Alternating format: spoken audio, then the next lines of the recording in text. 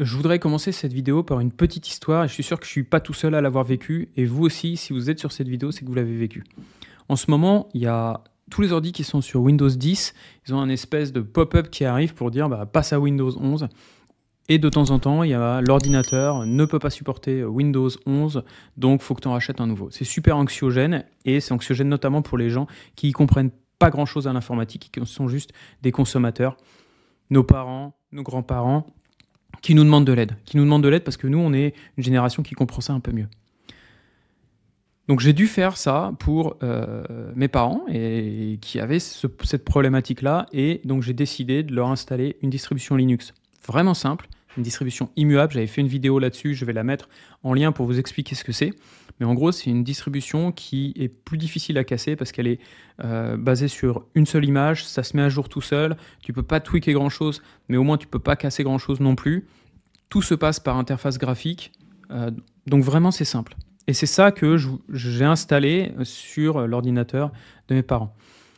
J'ai donc décidé d'en faire une vidéo pour que vous aussi, vous puissiez le faire pour vous-même, le faire pour vos parents, pour les gens qui en ont besoin, et que vous soyez autonome pour reprendre la main par rapport à cet OS Windows 10 qui vous dit que vous ne possédez pas vraiment cet ordinateur que vous avez acheté.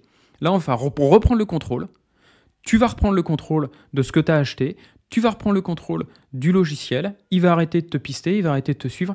Donc, en fait, tu vas être vraiment acteur de ta vie privée et de reprendre tout ça en main. On va faire ça dans cette vidéo par étapes.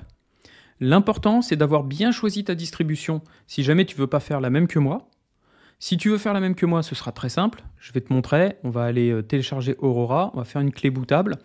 Donc ça a été mis dans d'autres vidéos. Donc normalement, toi, tu arrives et tu as déjà ton ordinateur avec Windows 10. Ta clé bootable, donc installée avec la distribution de ton choix. Moi, dans cette vidéo, j'ai pris Aurora, qui est une distribution immuable basée sur Linux, Ubuntu, avec un environnement de bureau KDE. Si tout ça c'est du chinois pour toi, c'est pas grave, dis-toi qu'en gros, c'est un OS qui ressemble à Windows, peu ou prou, et que tu pourras faire tout ce que tu veux. De la bureautique, il n'y a pas de problème. Du web et tout ce qui est autour du web, tu pourras aussi. Et puis après, si tu as d'autres applications, franchement, il y a soit des équivalents pour Linux, soit il y a directement l'application que tu cherches. Aucun problème à ce niveau-là. Aucune crainte à avoir. Déjà, tu es avec moi, donc on va s'en sortir et on va installer ça. Tu vas voir, c'est vraiment par étapes très simple. J'ai pris la caméra, je l'ai mis sur une casquette, donc ça va peut-être un petit peu bouger, mais au moins vous êtes comme moi, avec l'écran devant. On va devoir chercher les touches sur lesquelles on va appuyer. J'ai fait des cuts pour vous dire qu'est-ce qu'il faut aller chercher. Je vais vous donner des petites étapes. Normalement, tu devrais vraiment t'en sortir. Si ce n'est pas le cas, tu poses des questions dans les commentaires. Tu ne fais pas de bêtises. On sera là pour te répondre. Je suis là pour répondre à tes questions. Je crois que j'ai tout dit. Si toi, maintenant, tu es prêt à reprendre le contrôle, c'est parti. On continue la vidéo.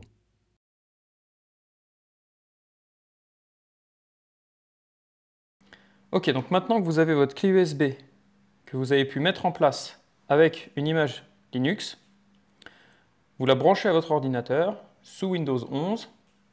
Et là, ce qu'on va venir faire, c'est qu'on va juste redémarrer. Et après, on va appuyer sur F12, F11, F5 en fonction. Je ne sais pas comment ça fonctionne ici. Pour accéder au BIOS, il faut bourriner sur une touche lorsque on est en train de redémarrer, juste avant le redémarrage. Et ces touches, en fait, elles peuvent varier en fonction de la marque de l'ordinateur que tu as. Pour avoir accès à tout ça, vous mettez BIOS Access Key. Key, ça veut dire c'est la touche sur votre clavier. Et voilà la liste des touches. Donc moi, j'ai un HP. Donc c'était la touche échappe pour arriver dans le boot menu. C'est ce dont j'ai besoin. Donc en fonction de la marque de l'ordinateur que vous avez, vous appuyez sur la touche qu'il faut dans ce petit tableau pour accéder au boot menu. Et une fois que vous y avez accès, normalement, vous avez la même chose que ce qu'on va voir juste après. Donc là, on bourrine sur échappe. Maintenant que l'on vient de rentrer dans le Startup menu, je vais aller dans le Boot menu pour chercher la bonne clé USB, donc celle que j'ai mis dans l'ordinateur, la Philips dans mon cas, pour pouvoir en fait booter dessus. Et donc c'est là que vous voyez, il y a Aurora Live ISO. Et c'est sur cet OS-là que je souhaite booter. Ça prend un peu de temps. Pas d'inquiétude. C'est tout à fait normal. Maintenant, on voit que quand on a redémarré, on est bien sûr Aurora. Et c'est maintenant qu'on va pouvoir l'essayer.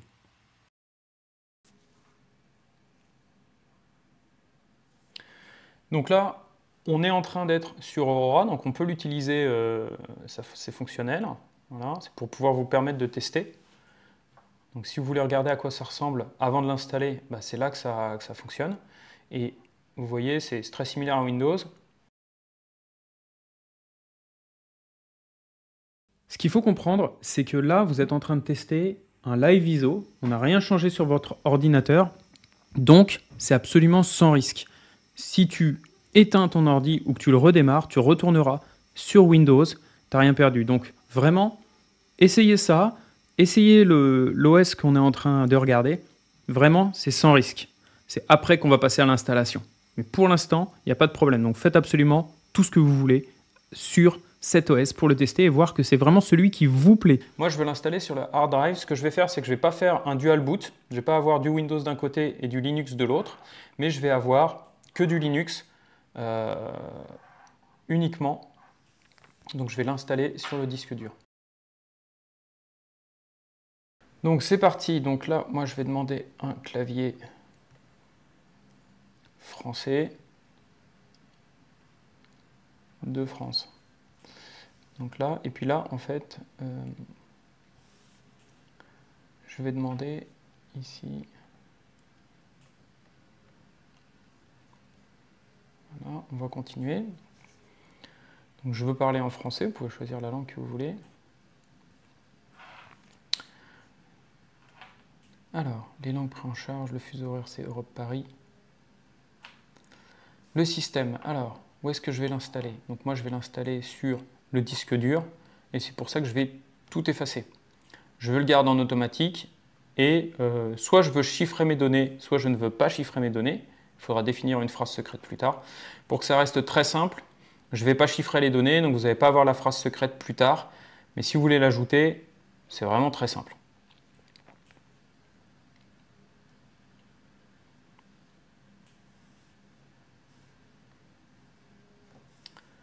OK.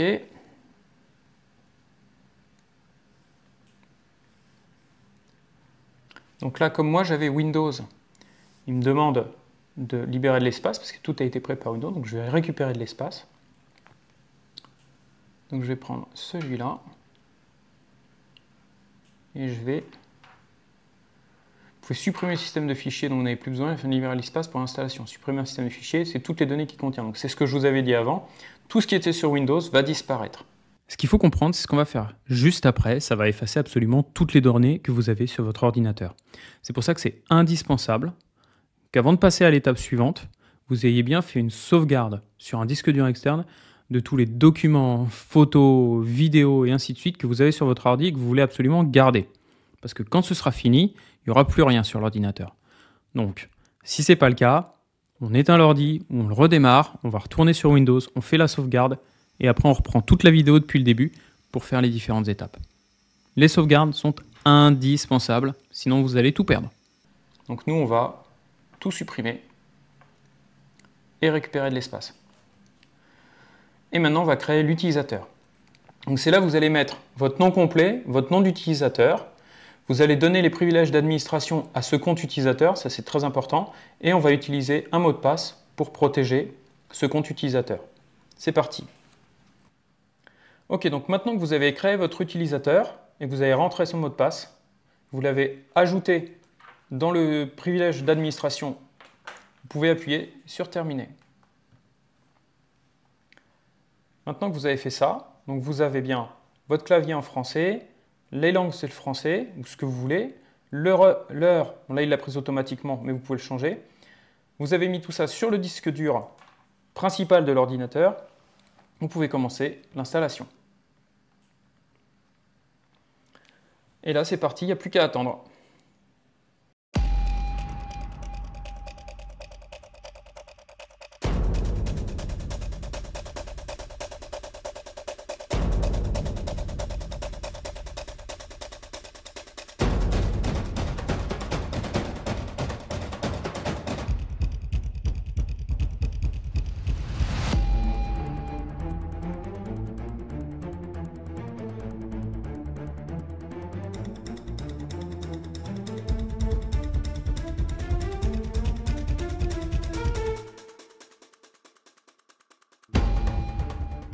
Donc là, ça vient de finir. Comme vous le voyez, on a toute la barre. Donc on va appuyer sur terminer l'installation.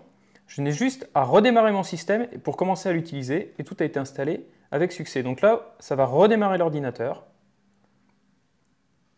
et nous, on est bon. Donc je viens ici et je fais Restart. Restart now. C'est parti. Je vais pouvoir enlever la clé USB. Ça ne sert plus à rien. Et vous allez voir, Aurora va redémarrer et on va pouvoir commencer à l'utiliser, à faire le setup et ainsi de suite. Vous avez vu, on n'a rien fait. C'était ultra simple. J'ai juste fait suivant, suivant, suivant. Un nouvel utilisateur, un mot de passe. On met tout en français, c'est parti.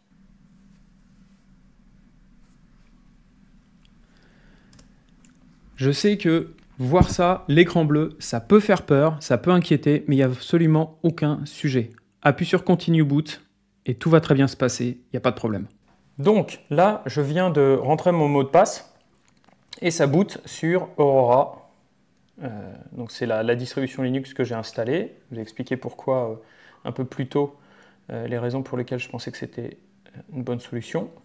Mais vous pouvez choisir n'importe laquelle. Là, on va continuer avec celle-là. Donc elle est basée sur KDE Plasma, donc c'est pour ça qu'on a la mascotte Kongi qui arrive. Il vous explique ça, vous pouvez le lire pour vous expliquer. Donc là, on va pouvoir mettre du Wi-Fi par exemple ici, et ainsi de suite. Voilà. Il est très simple par défaut, c'est à lire. Donc c'est puissant, on a tout ça, tout plein d'informations qu'on peut avoir, et qui sont de base dans le système. Et avec Bazaar, donc ça c'est l'installateur d'applications, ben, je peux avoir tout plein d'applications, on va regarder celles qu'on veut installer, nous.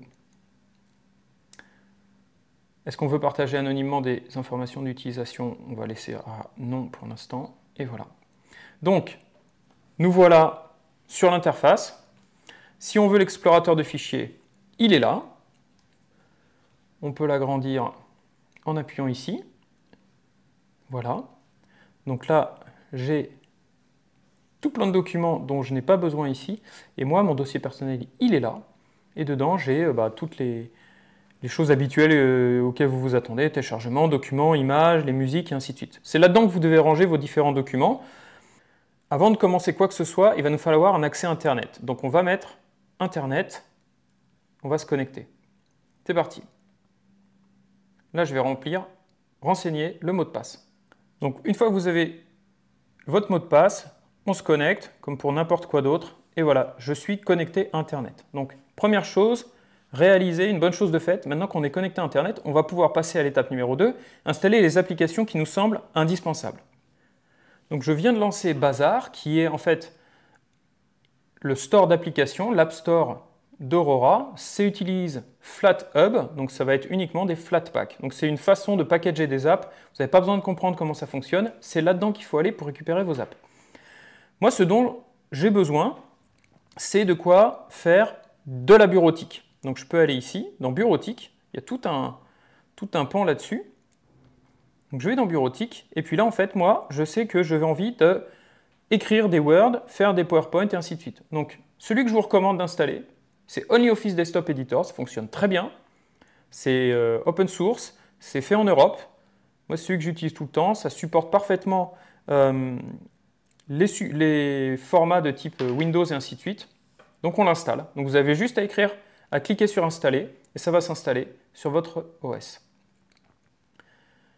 Après vous pouvez en avoir d'autres. Si vous voulez installer Spotify parce que vous écoutez Spotify et qu'il n'est pas là, on recherche. On fait une recherche comme ça. Là on tape Spotify et là vous l'avez. Donc voilà, ça c'est les façons dont vous pouvez faire pour rechercher les applis qui vous intéressent. Moi, par exemple, il y en a un autre qu'on va utiliser parce que c'est le navigateur Internet qu'on utilise, Opera. Donc, on va installer ça aussi. Et après, vous venez ici et vous avez toutes les applications. Donc, il y en a beaucoup qui sont installées par défaut pour vous. Et puis, celles que vous avez installées en plus. Si vous voulez désinstaller une application parce qu'elle ne vous plaît plus, vous n'en avez plus besoin, vous pouvez appuyer sur la petite icône de poubelle pour supprimer. Voilà. Donc là, on a installé ce dont on avait besoin. Ce qu'il faut comprendre, c'est que la modification et le tweak de ton desktop, ce que j'adore faire sur KDE, est impossible sur Aurora pour la simple et bonne raison que, et c'est pour ça qu'on l'a choisi aussi, cet OS, c'est une distribution qui est immuable, immutable distribution. Donc ça veut dire que ça se passe par une grosse image qui est téléchargée d'un seul coup et pas plein de dépendances et de librairies qui sont téléchargées. Ça veut dire que c'est beaucoup plus sûr, beaucoup plus simple. C'est pour ça qu'on va l'installer pour ma maman, pour des gens qui sont un peu moins versés dans Linux pour commencer, voire jusqu'au bout. Mais vous n'allez pas pouvoir faire ces petits changements que moi j'adore faire, mais c'est une très bonne première étape pour les suivantes. Je reviens à ce que je disais en début de vidéo. Moi j'ai choisi ça parce que c'est important pour quelqu'un qui commence Linux, parce que ça fait les mises à jour d'un seul coup, ça fait les mises à jour automatiquement, il n'y a pas de problème. Mais par contre, il y a ce petit désavantage-là, on ne peut pas tweaker l'environnement de bureau. Et voilà, on a un Linux qui est installé sur l'ordinateur, parfaitement fonctionnel, qui va se mettre à jour tout seul, qui va être très difficile à casser, puisque justement, il est très verrouillé sur pas mal de choses. Avec ça, vous allez pouvoir enfin prendre un petit peu de distance par rapport à Windows, par rapport à tous ces messages anxiogènes qui vous disaient qu'il faut le mettre à jour, que vous allez devoir jeter votre ordinateur il est reparti pour des années avec une distribution comme celle-là. Tout va fonctionner parfaitement. De toute façon, si ce n'est pas le cas, les commentaires sont là pour qu'on puisse vous filer un coup de main. Encore mieux que ça, le Discord de la communauté de la chaîne est disponible. Je vois qu'il y a de plus en plus de gens qui s'entraident, donc ça c'est super cool, n'hésitez pas. Je ferai un channel dédié aux distributions Linux. J'espère que tout ça vous a plu, j'espère que vous y êtes arrivé. Dites-moi, prenez des photos, envoyez dans les commentaires ou sur le Discord, ce sera trop cool de voir votre ordinateur qui boot sur un Linux. Moi en tout cas, ça me fera très plaisir. Et je suis sûr que tu peux y arriver, tu peux réussir à installer ça. T'as vu, ça m'a pris quoi ? Un quart d'heure. En un quart d'heure, c'était fait, il n'y avait pas de problème, c'est super smooth maintenant, ça fonctionne très bien. Seule chose importante à faire, c'est choisir la distribution Linux. Tu peux faire comme moi, tu prends Aurora pour débuter, c'est très simple. Sauvegarder toutes les données importantes sur un disque dur. Comme ça, tu pourras les remettre quand tu repasseras ensuite sur Linux. Ce sera très très simple. Je suis sûr que tu peux réussir. Je suis sûr que tu peux enfin bypasser Windows 10, ne pas jeter ton ordinateur à la poubelle et vraiment posséder le matériel. Dis-moi ce que tu as pensé de cette vidéo. Dis-moi si ça t'a plu. Et il y en a d'autres qui arrivent encore sur la suite à donner à tout ça. Et je vous dis à très bientôt, restez sécures sur le net et ailleurs, et à très bientôt pour de prochaines vidéos. Ciao, ciao!